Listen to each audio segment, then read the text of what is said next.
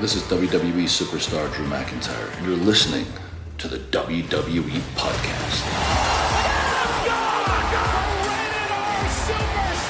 The champ is the one that everybody wants, me. Becky Lynch is going to WrestleMania. Claymore! Austin 316 says I just whipped your ass. This is my iron. You're going to acknowledge me. All right, everybody, welcome to the WWE Podcast.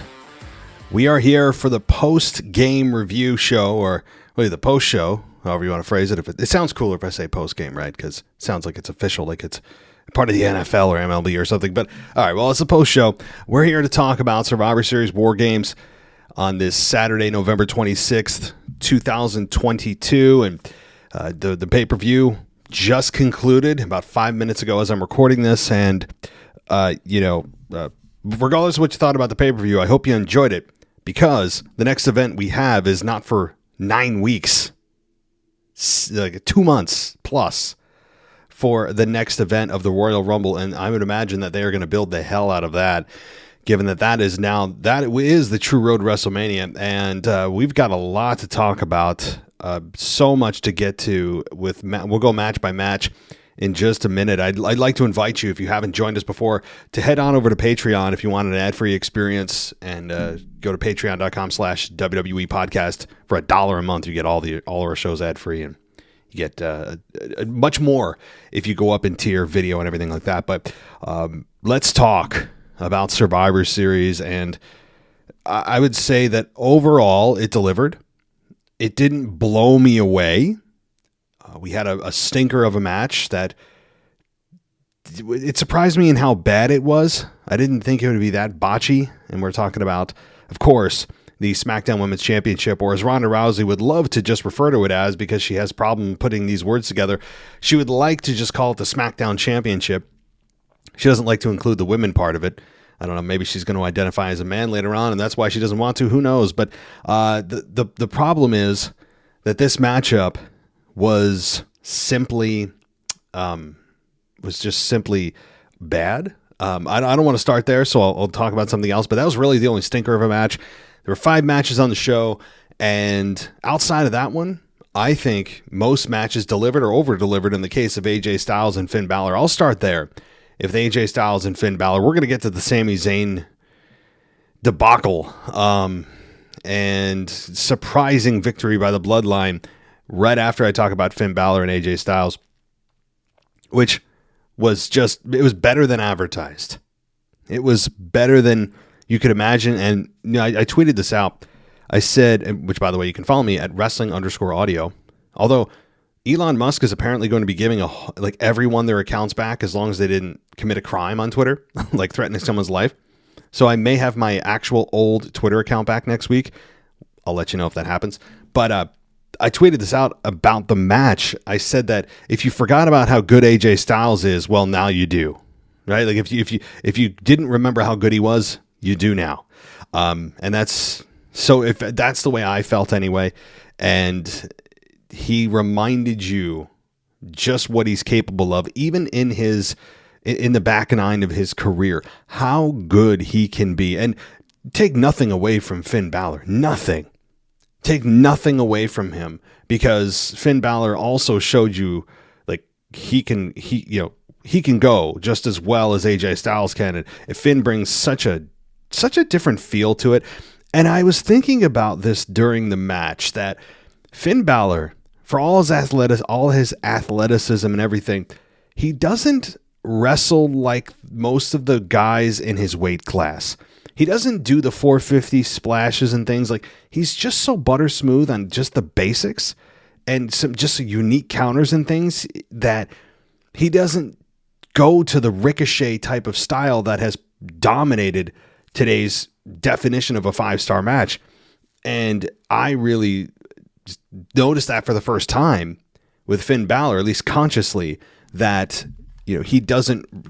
his style is so unique, even though his body type fits what a lot of how people view 5-star matches with the smaller guys and how they should go. I don't know how better to explain it than that. Maybe I'm just not as eloquent as I think I am. I hope that makes sense to you guys, but I just thought this match was just an absolute, I hate to say classic, it's an overused phrase. It was a match of the night candidate. How about we start there? Not just blow everything out of proportion. It was definitely a match of the night candidate, and I think that they did an absolutely amazing job with the counter for counter. AJ nearly getting his own Styles Clash used against him. And then having AJ Styles get the victory after the OC and the Judgment Day of Dominic and Damian Priest battle through the crowd, and we got just a one-on-one. So they were a non-factor, and we got a really, really nice second half of the match when all four of those men were, eliminated from the equation and you didn't have any distractions. I really appreciated that, by the way. A nice touch that you didn't have to worry about, who's going to trip whose leg, who's going to cost who. They just took them all out. And I really thought that was a nice touch. And again, the matchup was stellar. AJ Styles beating Finn Balor clean was surprising. That was one of two very shocking victories of the night. Having Finn Balor lose clean, and here's another shocker: no big returns, none, men or women, and we're gonna talk about that when we get to the certainly get to the women's championship match and Sasha Banks and where the hell was she, especially in Boston. So again, I can't sing the praises enough of Finn Balor, AJ Styles, and now. You look at this and you're like, well, what does that do for AJ and the OC? What is the massive benefit here?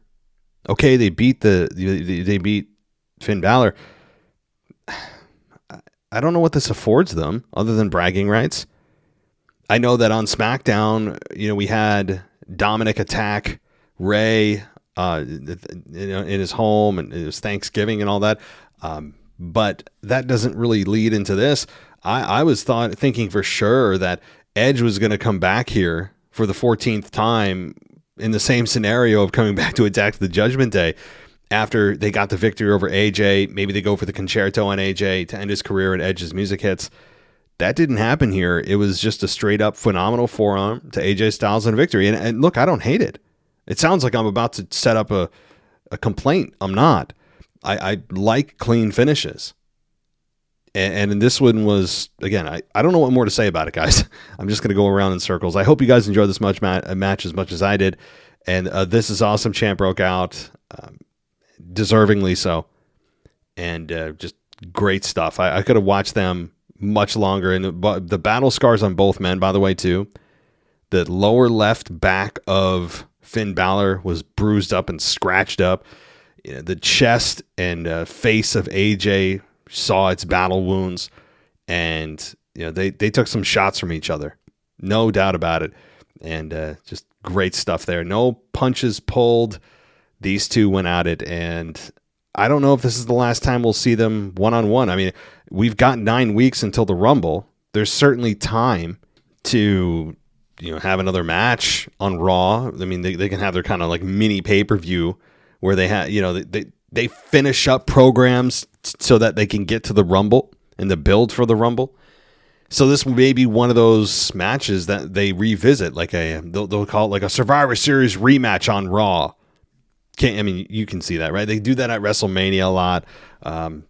So anyway, I think that is something that they could do, and I don't think anyone would complain about it. But now that that Finn Balor has taken a loss, this is probably the biggest loss that the Judgment Day has suffered thus far. I mean, they've got so much heat on them, particularly because of Dominic. I don't think that this is going to be a huge deal for the Judgment Day moving forward. They can easily grab their heat back pretty quickly. So I'm not worried about that if you're worried about the Judgment Day going down the tubes or, being in a place that they were just several months ago after Edge left and then they were off TV for a month and all that. That's not where they're headed.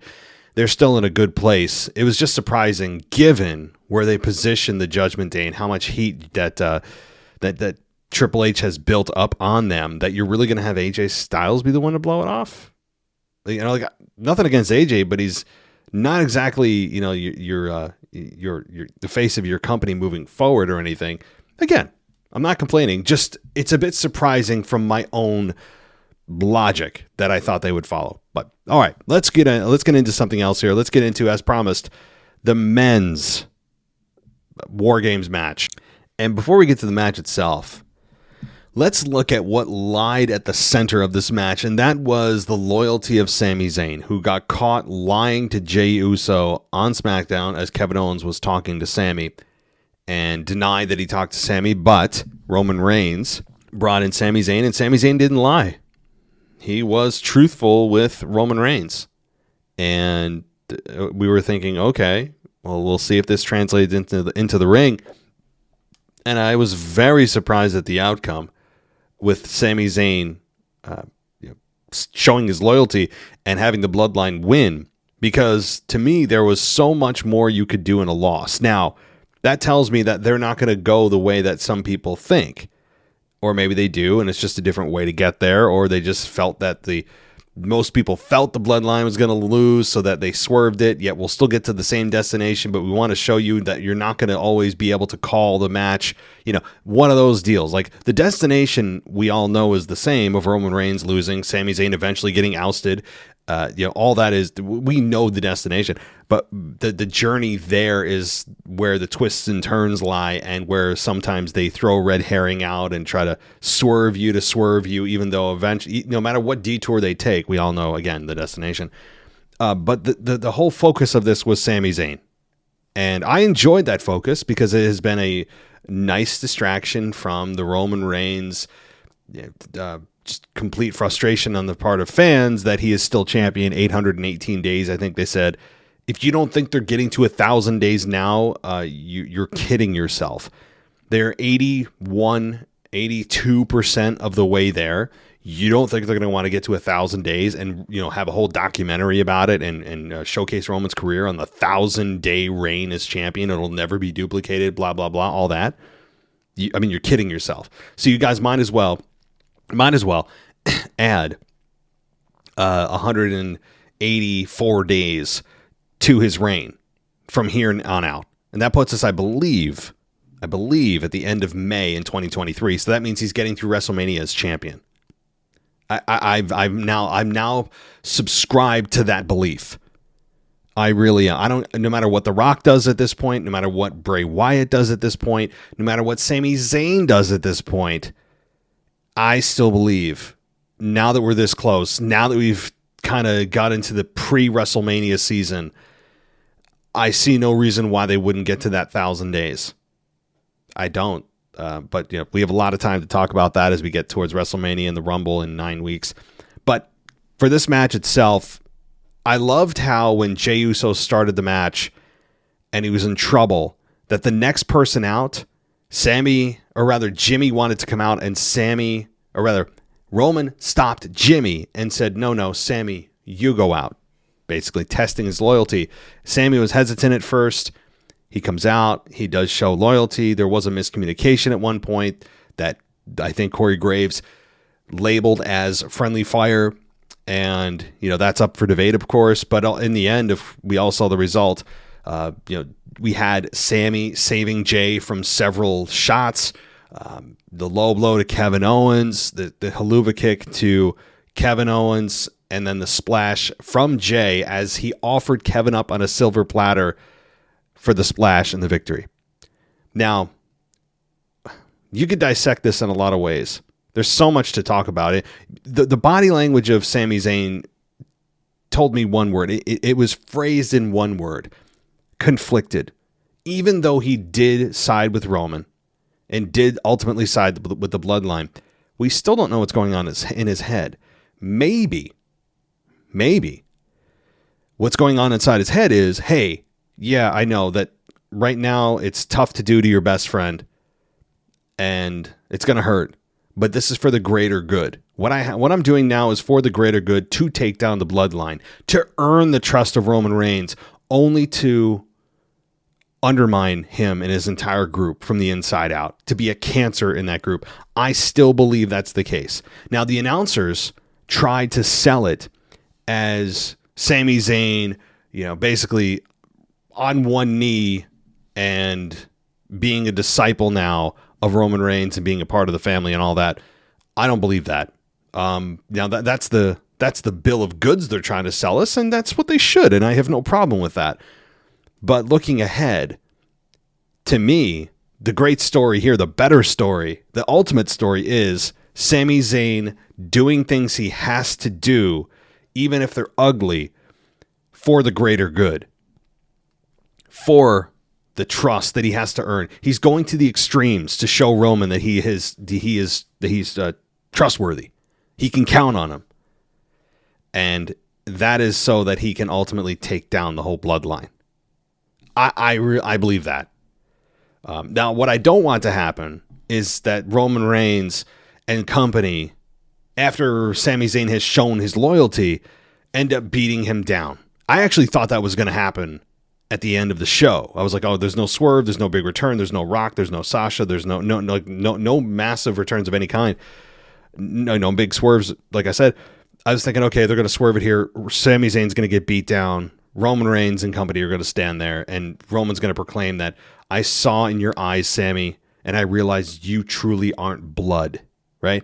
That you are a cancer to this group. And then Sami Zayn would, of course, been left laying as the bloodline stands tall after Sami. They used Sami, right? And the bloodline struck first, but they didn't do that. And I actually am glad they didn't do that, because to me, then why are we supposed to cheer Sami? But because he turned on his best friend. Again, well, how many times have we seen that? But right now they're on good terms, or were. So we're supposed to be just okay with the fact that he actually showed his allegiance, his true colors to Roman, low-blowed his best friend, then got ousted by the group he just showed his allegiance to, and now we're supposed to feel sympathy for that guy? I was glad they didn't do that. It would have been as bad as when Seth was ousted from the Authority, and all of a sudden we're just supposed to cheer Seth, was 5-6 years ago because he got kicked out of a group, right? No. So, I same with Edge too, by the way. Like, we're all supposed to, that whole logic is flawed on a lot of levels. Like when Edge got ousted from the Judgment Day, we're all supposed to cheer him because he got kicked out. No. I'm not of that belief. So I'm glad that they didn't go that road. I believe it is ultimately Sami Zayn doing what he has to do to gain the trust of Roman in order to truly infiltrate the bloodline and take it down from the inside out. That's my guess, because I think that's a much more fun story.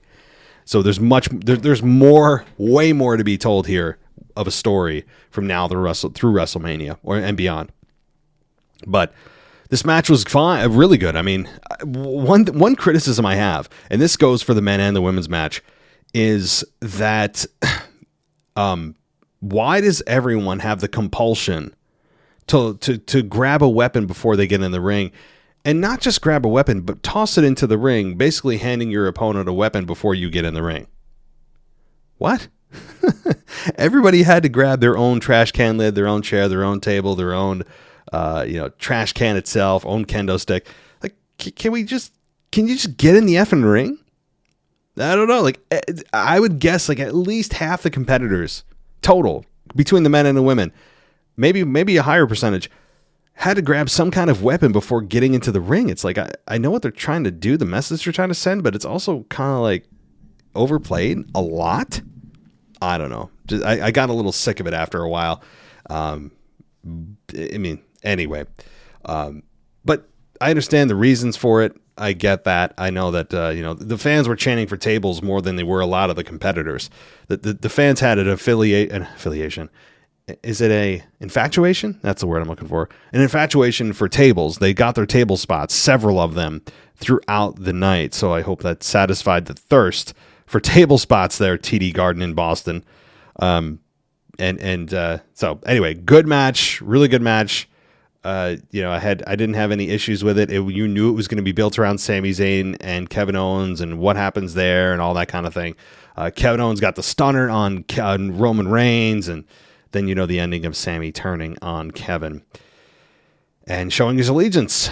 So that was that. To end the show, which was, I wanted to be disappointed, but I wasn't. And the reason I wasn't is because I was so invested in what Sami was going to do. Even though I didn't want him to make that decision, I'm still like oddly satisfied because I'm so invested in what Sami's going to do and doesn't do and who his allegiance is to.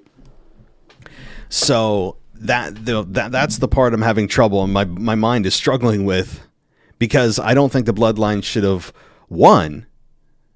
And there was no big returns and no big swerves, just kind of a straightforward pay-per-view. But I also am very interested to see where this goes. Now, again, the announcers try to frame it like, the case closed, right? Case closed. No, nothing left to see here. Sami is definitely in line with Roman. And, if that's really the case, like, that would be so disappointing. It can't be, right? It just can't be. So, all right. Let's get to now the bomb of the night. As great as those two matches were, this one was bad. I mean, I'd give it a D. I wouldn't say a total failure, but it was a D. Like, you failed, but you didn't stink out the arena. And that was Shotzi versus Ronda Rousey for the SmackDown Women's Championship. The match was, first of all, before we get to the match, the entrances. Ronda Rousey, her entrance is what it is. It's always been the same. She had Shayna Baszler by her side there, which we all knew that was going to be the case. I did not know about Raquel Rodriguez and her being out for 4 to 6 weeks, so I'm glad they reminded us about that, because I was wondering where Raquel was to be by the side of Shotzi to even out any shenanigans that we would have gotten from Shayna Baszler. But can we get rid of the stupid tank, please? Again, you look like a child. I know she's trying to be cool and different, and as long as people remember me, yeah. Well, there comes you got to draw a line somewhere. Being remembered for the sake of being remembered isn't always the best thing if the purpose and the reason for you being remembered is embarrassing. And in this case, I don't know. Maybe you guys enjoy it and you find it kind of just some kind of like novelty thing she does. It's cute. It's fun. I hate it. She's a child in a toy tank. That's what she is. And it shoots Nerf guns. Are you kidding me? My God. But she she has some silly name for her tank, and I can't remember what it is, but not important enough to remember. But she tried her best with Ronda. The match was short, thank God.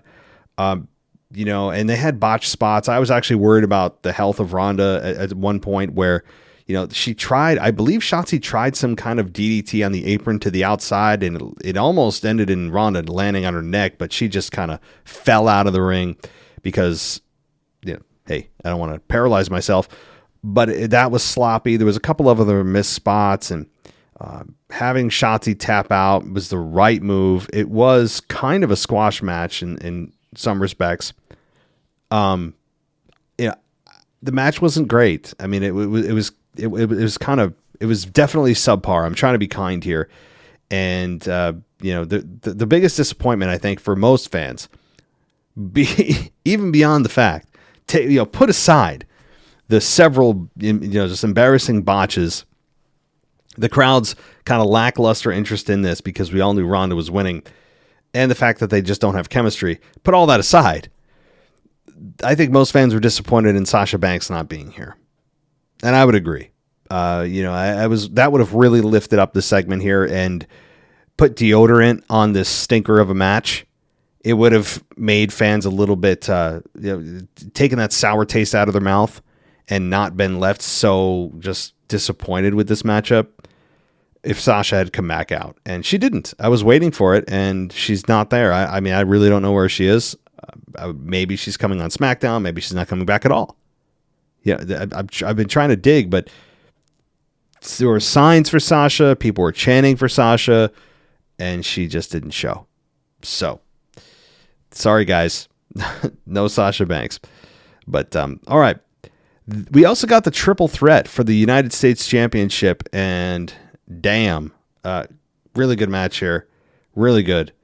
The right person won. The stomp that Rollins did off the back of Theory onto Bobby was really nicely done. I enjoyed the hell out of that. Seth Rollins was the clear babyface in this match. Bobby Lashley got, I would say 60-40 cheers, but people don't know what to do with Bobby Lashley. I really don't think people do. Bobby Lashley, he's got everything you're looking for from a pure aesthetic standpoint. Monster of a man, great human being, reliable, keeps himself in shape and out of trouble. But boy, does his personality lack an emotional connection with the fans. Like, the fans just seemingly, they'll boo and cheer him. They'll go along with whatever the WWE wants with him, but they don't feel super strong or have a super strong emotional connection with Bobby Lashley. There's just something missing from his personality in the way that he delivers his message or whatever. For that really strong bond with the fans just simply isn't there. But that's a testament to how good he is in the ring and his persistence and his commitment and his not to just to his body and keeping that in shape, but to continue to try to get better on the microphone, which he's clearly tried to do. So I'm not faulting him for that. Sometimes it's just that connects the fans on a strong, like that top tier level just isn't there, and there's nothing you can do. But the fans, I think, were mildly supportive of Bobby. And at least when he was going against Theory and attacking Theory. So Theory ends up the victor here after Seth Rollins did the Falcon Arrow and a very weak looking spear. But I get the finish. I mean, there's only so much you can do.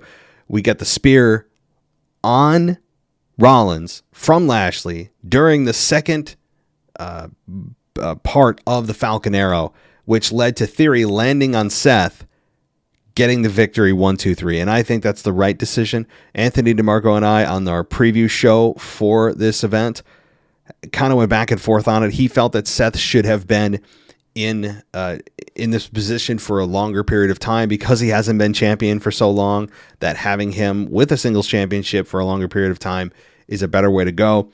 But also, on my end, I said, well, but look what they've done with Austin Theory.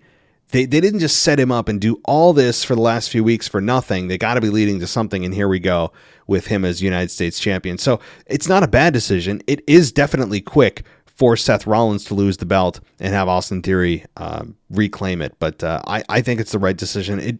The interesting thing from this is, for me, not Theory with the belt, which is going to be fun, and he'll probably carry it through WrestleMania. But to me, it's, what is Rollins doing now? Like, where does he go? What was the purpose of this for Rollins? Okay, Theory, we get it. He's on the rise. Good, definitely a superstar in the making. Understood. Roger that. Agree. But what about Seth Rollins? He had the belt for like a month. Now what? With Triple H in charge, you should be a little more encouraged than if it was Vince McMahon. Because with Vince McMahon, you'd be like, what is going on with this guy? He's been very inconsistent. He loses big matches, this and that. Well, now we have Rollins freed up possibly for a returning Cody Rhodes at the Rumble. That's probably where they're going, so that Rollins can go after Seth. That Cody Rhodes can go after Seth. But if Cody Rhodes is entering the Rumble, well, how does that work with Seth? Because Cody Rhodes is favored to win the Rumble right now. Again, 9 weeks away. But maybe Seth is in it. I don't know. And also, Seth is a babyface right now and doing very well. So what does that mean for Cody Rhodes when he comes back? I think fans are going to be conflicted. They've booed Seth most of his career. I think they're ready to support him in a very organic way.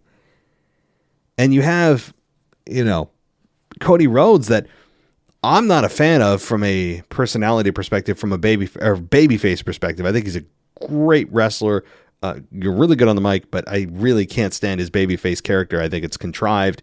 And I don't think he's self-aware of the suits and the language he uses to come across as smart and well-read, that it comes across very heelish, and it chips away every week at his personality and support from fans, which is why I think a lot of fans turn on him in AEW, but that's another story for another day.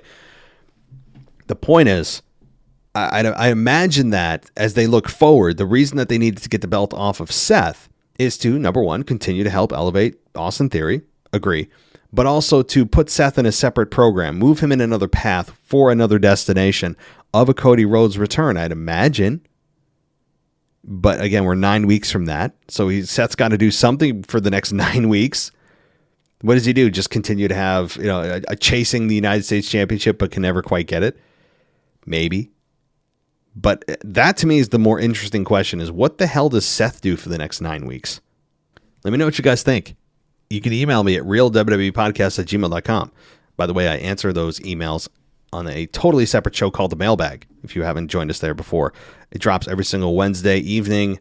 For any of the listener questions, you can email me realwwepodcast@gmail.com.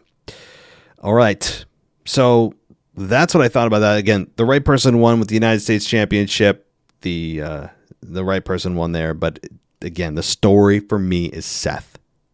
So, and Bobby, I'm sorry, I really don't care. Bobby Lashley is again, a monster of a human being. I don't know what he's moving on to. I'd imagine these three are probably going to stick around and do some rematches for a few weeks before they all go in separate directions. But Bobby Lashley, I have no clue where he's going or what he's doing. I don't. Maybe he's traded to SmackDown. Faces Gunther. Who knows? All right. Let's talk about the, let's see. Was it the women's? I don't think I talked about the women's War Games match yet. I enjoyed the hell out of this. And this is also something I tweeted out, is that just in the not too distant past, remember bra and panties matches? Remember HLA with Eric Bischoff? Remember all that? Remember the women being paraded around like sex objects, the hoe train, all that? Which again, I'm not gonna pretend I didn't enjoy. I was a young lad, right? A young lad with raging hormones. You don't think I enjoyed that? Of course I did. But looking back on it now, 37, married, kids, you have a totally different perspective. Your lens changes, and it's just really a striking difference from where we were not that long ago in those matches and pillow fights and basically just coming around and who can come out in the skimpiest outfits and just cover their genitalia so that we don't get, fined by the FCC, to now where the women are featured in a kick-ass War Games match. Just think about that. And we all take it for granted where the women are now. It wasn't that long ago. Even the Divas era was a disastrous mess with the butterfly wing Divas belt. Remember that? It wasn't as sexualized, of course, because it was PG and they had to tone it down. But the women were just afterthoughts. They were bathroom breaks. That's just a fact. Now, they're main events. Not all the time. But from where they were to where here we are now, I think a lot of us would have signed up for that. And it's deserving. Here's the thing. I don't think the women are just being put in main events just because, well, we got to, have some kind of quota. We need to make sure that we put them in there even if they're not deserving, so we can say, well, look, the women main evented. No, I think they're actually deserving. See, that's the key. They've actually shown they can deliver.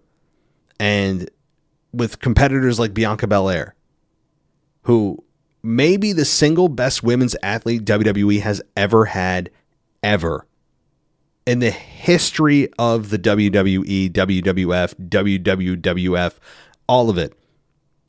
She really may be. She's a candidate. Now, she may not end up being the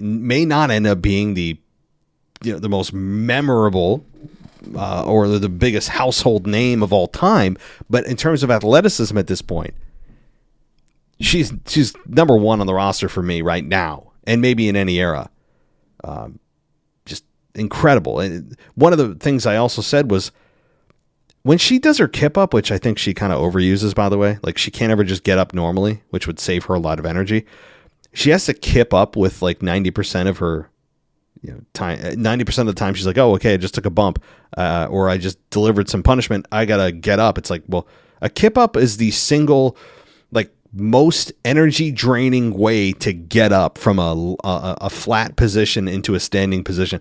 There is no way. There's no other maneuver that you could do that exerts more energy than that maneuver. For what payoff? For that, well, like half of a second longer it would have taken you to just, get up normally. I get it. She's showing off her athleticism. I have no problem with this. It sounds like I'm complaining, but I'm just using too much logic here. I was trying to make the point that when she does her kip up, beyond the fact it's overused, she overuses it, is that when she does it, it's almost like she floats. Like she does it so gracefully and so like silky smooth. It's almost like there's a split second of hang time for her. I don't know. It could be completely just my mind losing itself. But every time she does a kip up, it's just so smooth and like, I'm like, are you suspended in the air right now? I feel like I have time to say that while she's in the air. It's just crazy. That's how athletic she is. Of course, super strong. The one thing in this match, I was a bit disappointed. We didn't get that Rhea Ripley, Bianca Belair stare down moment. If it did happen, I'm sure you guys will tell me. I think I missed it. Now they did interact a little bit, but it wasn't like that was a central focus of anything.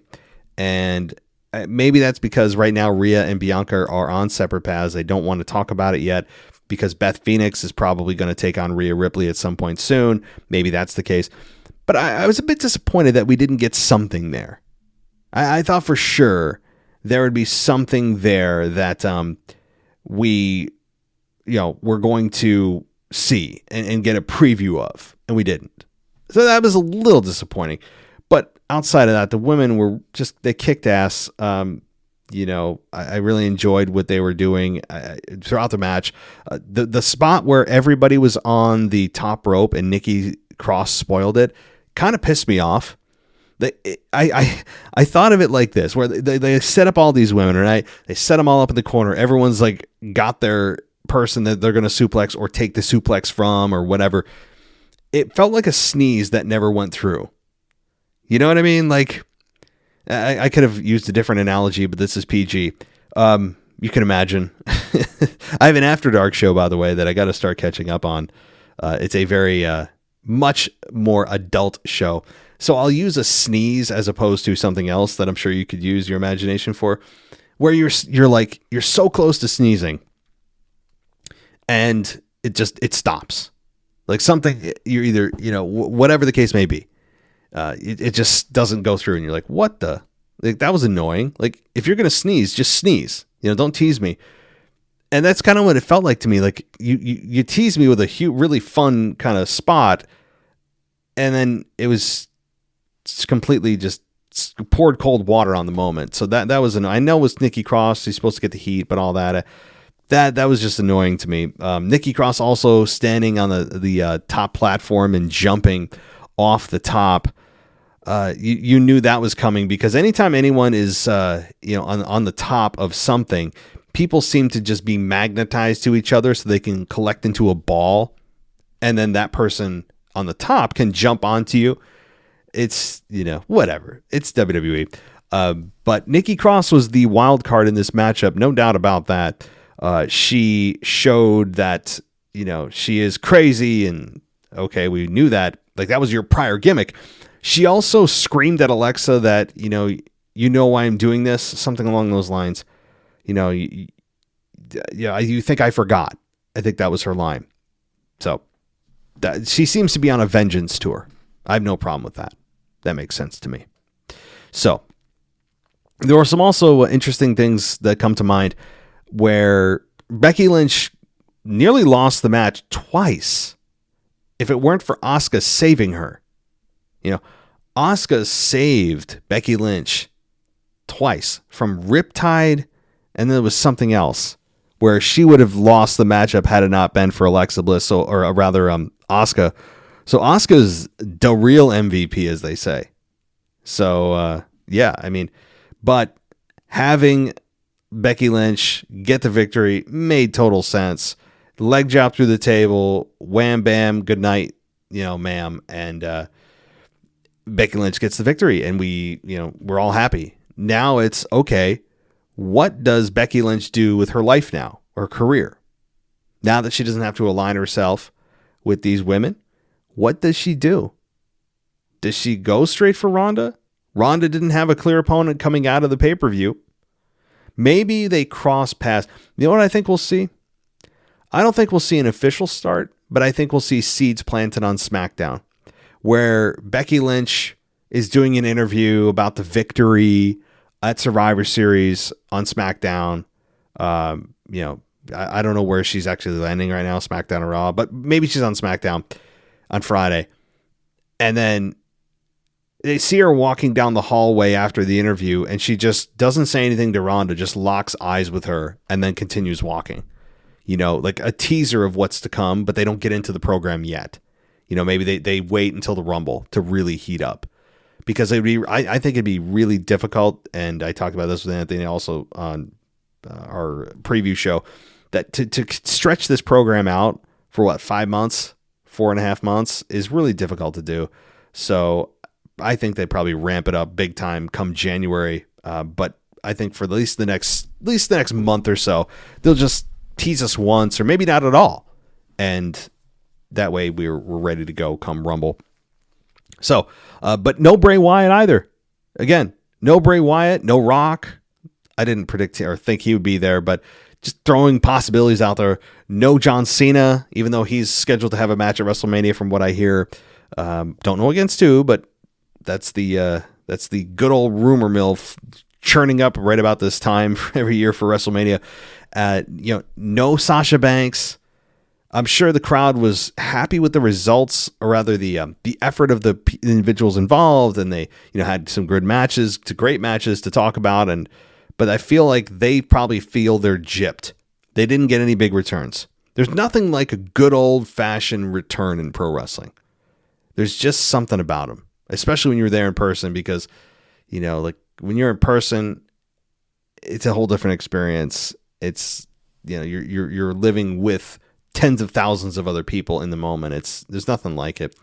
But overall, again, this women's match was really good. The table spots, I was worried really throughout, not just the women's, but also the men's matches, of how many weapons were brought into the ring with the trash cans and everything, which apparently you still can't even hit an aluminum foil trash can lid in the head, or those super bendy, like aluminum foil trash cans that like no one would ever use because they're flimsier than, saran wrap. I mean, it's just, they still can't do headshots for that. Now, I think, was it Dakota Kai did like the weakest headshot I've ever seen on someone, like Asuka. It was like so pathetic. But I don't know. Like, I'd love to see somebody do that. Like, how can you not do? I understand steel chairs, but like, I don't know. Headshot. I miss headshots, I have to say. But I was worried throughout the match that somebody was going to get hurt because there's too many variables. You have 2 rings. You have a steel cage around the ring. You have 10 people inside the ring at once, which is dangerous in and of itself. Then you start adding foreign objects. You start adding the unknowns. You never know how those foreign objects are going to break. If they do, they don't, where they are. That match had such a high risk for injury. I really was concerned throughout the match. You could see the referee doing the old hand squeeze with the competitors, where they have to squeeze the hand of the referee to just let them know they're okay. I was watching that because I was genuinely concerned about everyone involved, men and women, because of just the high risk. I mean, it's already a high risk profession that they're in. Then you add more risks of a steel cage, 9 other people in there with you, 2 rings, and dozens of weapons. I mean, you're just asking for it. So, but overall, I thought this event at Survivor Series was good. I'd give this event a solid B. I think a B, just good. It was good. Highlighted, I think, by Finn Balor and AJ Styles. And then the men's match and women's match, I think, were were really good. The storytelling in the men's match is really what you're going to remember. Sami Zayn's loyalty this story's far from over. No big returns. A stinker of a Shotzi and Ronda Rousey match. A really good triple threat match for the United States Championship. And that's kind of where we land. No Uncle Howdy. None of that. No Bray Wyatt. But things are going to change in a big way, I think, as we ramp up into December, which is typically the lousiest month for pro wrestling, given that it's a down month, holiday, there's no pay-per-view. So we'll see if that happens, and if that's the case this year. I hope not. But I think that's it for me tonight, guys. I really appreciate listening to the Survivor Series War Games review. It is late now, and it's an early Sunday morning, so I'm up early Sunday morning for you guys. It's midnight now, but that's it. That's it for me tonight, guys, or now this morning. I hope all of you enjoy the rest of your weekend. I won't be doing a weekend review because this is kind of the weekend review. You've heard the SmackDown review with Michael Ritter. Since we had a pay-per-view, there's no point in me talking about SmackDown because what happened on Survivor Series is more important than what happened on SmackDown since it supersedes it. So there won't be a weekend review, but I'll be back on Monday with Anthony DeMarco to talk about everything that happened at Survivor Series. It's going to be a really fun conversation. So thank you, everybody. Consider going to Patreon and getting ad-free. You want to go ad-free, great place to do it. Patreon.com/WWE Podcast or the Apple Podcast app. 99 cents a month. Great place. Thank you, everybody, for listening. Take care. I'll talk to you next time. Thanks for listening to the WWE Podcast. Don't forget to subscribe on your favorite podcast app so you don't miss a show, or head to WWEpodcast.com. And for all of these shows ad-free, head over to patreon.com/WWE Podcast. Until then, we'll see you next time.